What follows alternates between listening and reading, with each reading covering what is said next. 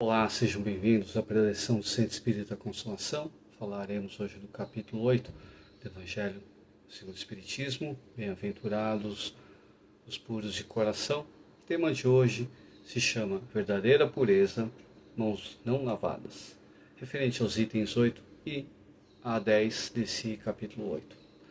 Antes, vamos fazer a nossa prece de abertura. Vamos, nesse momento, elevar os pensamentos ao Pai Celestial e também ao Mestre Jesus. Vamos agradecer pela oportunidade da nossa reencarnação, agradecendo tudo de bom que o Pai coloca para todos nós, desde a parte material, como os nossos lares, nossos pratos de comida, agradecendo pelo estudo, pelo trabalho, pelos amigos e familiares que temos, por todas as bênçãos, por todas as preces ouvidas também, e agradecendo sempre por todos os caminhos que nos levaram ao conhecimento do Evangelho. Que assim seja, graças a Deus.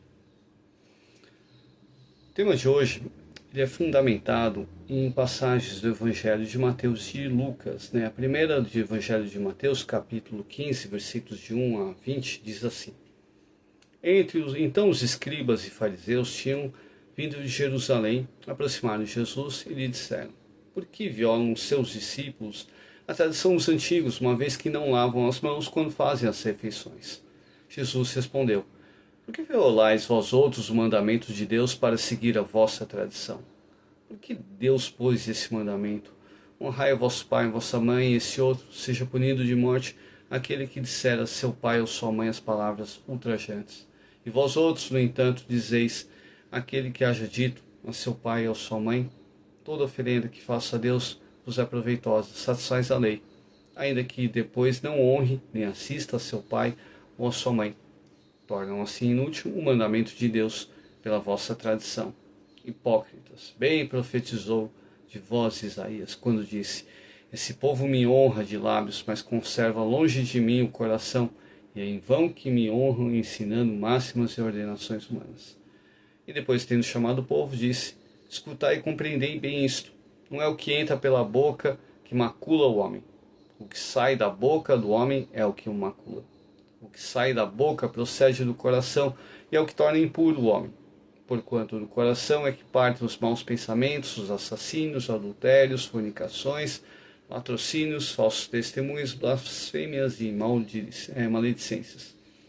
Essas são coisas que tornam impuro o homem. O comer sem haver lavado as mãos não é o que torna impuro. Então, aproximando-se, disseram seus discípulos: Sabeis que, ouvindo o que acabais de dizer, os fariseus se escandalizaram, e ele lhes respondeu: Arrancada toda a planta será que meu Pai Celestial não plantou. Deixai-os, são cegos que conduzem cegos.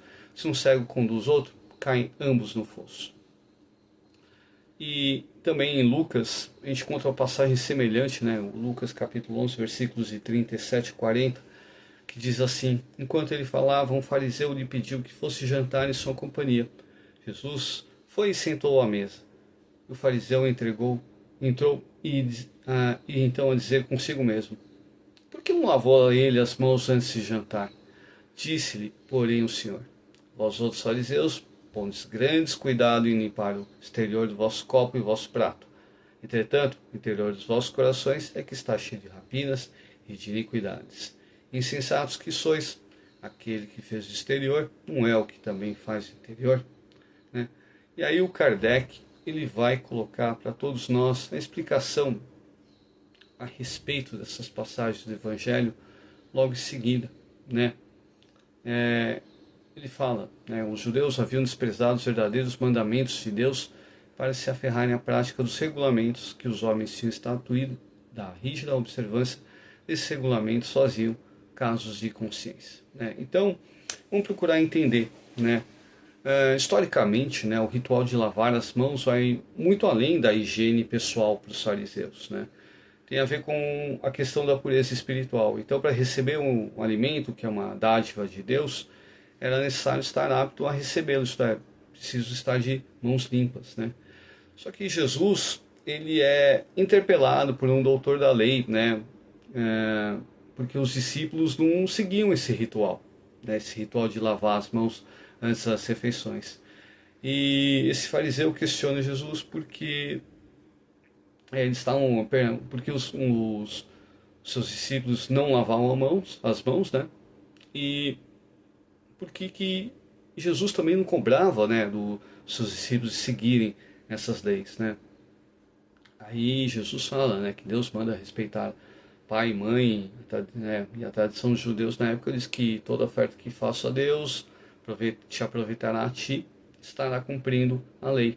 Ou seja, o que não for dado em benefício dos pais, se é legado que foi dedicado a Deus, fará com que esteja cumprida a lei. Ao invés de mantê-los, sustentá-los financeiramente, né, pagavam com esse dinheiro e acreditavam estar quites com a lei. Ou seja, em nome de uma tradição, de um ritual, eles acabavam violando a lei de Deus, né? Os fariseus violavam as leis de Deus. Então as práticas exteriores eram valorizadas por serem mais visíveis, né? Por serem mais fáceis de serem percebidas, que é nada mais que a satisfação do nosso orgulho, e também de serem cumpridas, né? É muito mais fácil fazer um ritual, né? Pagar para alguém fazer algo por nós, do que a gente ir lá, né? De repente ter que fazer algo, né? Então, por isso foram chamados de hipócritas, né? Eles acabavam adorando Deus com palavras, mas estavam longe de amar Deus com o coração, né? Então, Jesus nos ensina nessa passagem que o verdadeiro cristão é ou aquele que segue as leis de Deus, né? Ele segue Deus não por rituais, né? Ele não faz do ponto de vista exterior, né? Mas sim do ponto de vista interno, né? Então, é a nossa mudança, né, a nossa reforma íntima, é a nossa reforma moral que nos fará verdadeiros seguidores da lei, né?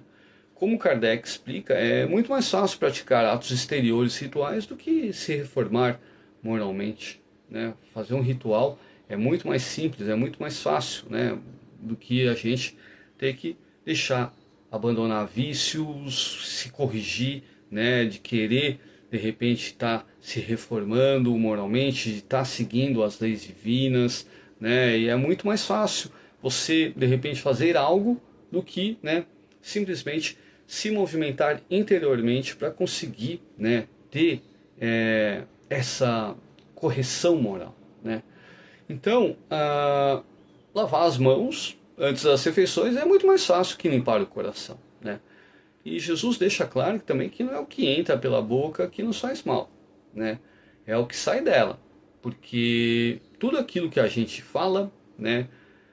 Todas as vezes aquilo também que a gente pensa, né? As blasfêmias, as maledicências, a fofoca, elas vêm do nosso coração, né? Tudo aquilo que as nossas atitudes, as nossas palavras, os nossos pensamentos refletem nada mais do que nós temos em nosso espírito, né? Em nosso coração. Então, a nossa modificação é que nos levará a algo melhor, né? Não basta as aparências da pureza. Não adianta falar, não, estamos fazendo só alguma coisa para nos aparentarmos ser puros, né? Deus quer a verdadeira pureza do nosso coração, né?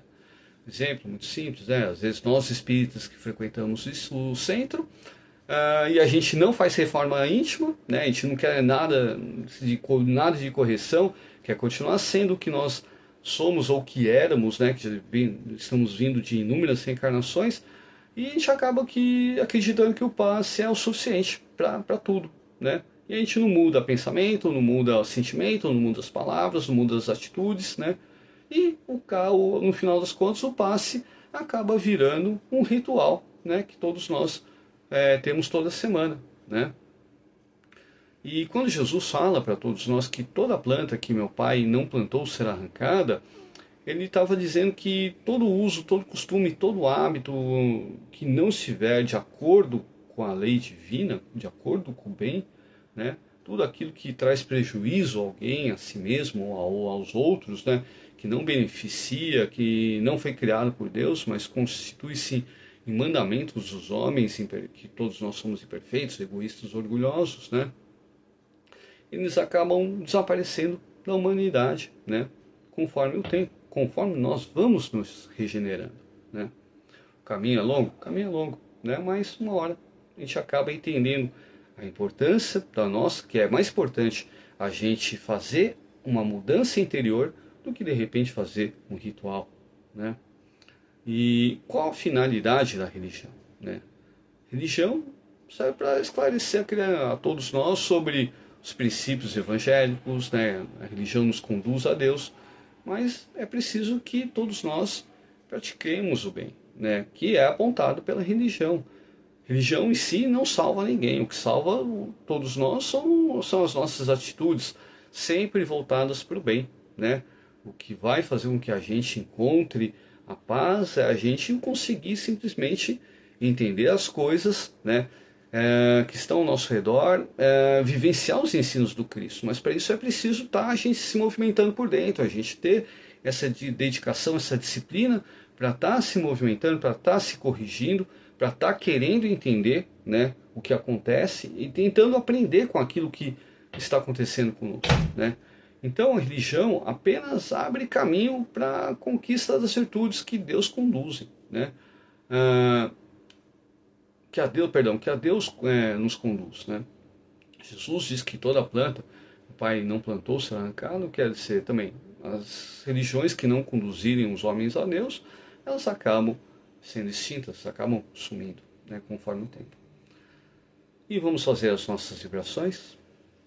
Vamos vibrar muito amor, muita paz, muita harmonia, muita luz e muita proteção aos nossos lares e a todos os nossos amigos e familiares reencarnados e também desencarnados, também vibrando força, esperança, saúde, proteção, coragem, harmonia, paciência e paz a todos os irmãos que estão em pronto-socorros, leitos, UTIs, ambulatórios, os parentes, as pessoas também que ali estão procurando por ajuda também. Vamos vibrar força, esperança, paciência, paz, amor, e muita luz e proteção a todos.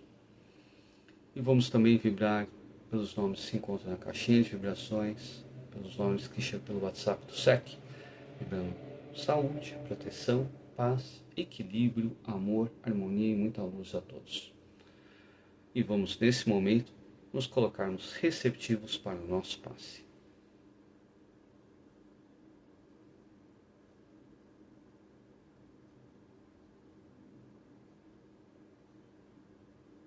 Graças a Deus. E vamos nesse momento mentalizar uma pessoa para receber o passe à distância.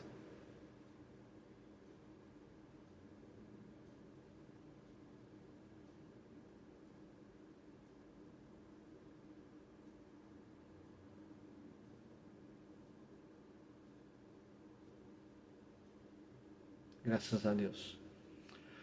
Vamos encerrando o nosso encontro de hoje, agradecendo sempre as palavras do Evangelho e que possamos ter sempre boa vontade e disciplina para fazer a nossa reforma íntima, de vivenciar esses ensinos, que é o mais importante, que vai fazer com que a gente consiga crescer, evoluir sempre. Graças a Deus.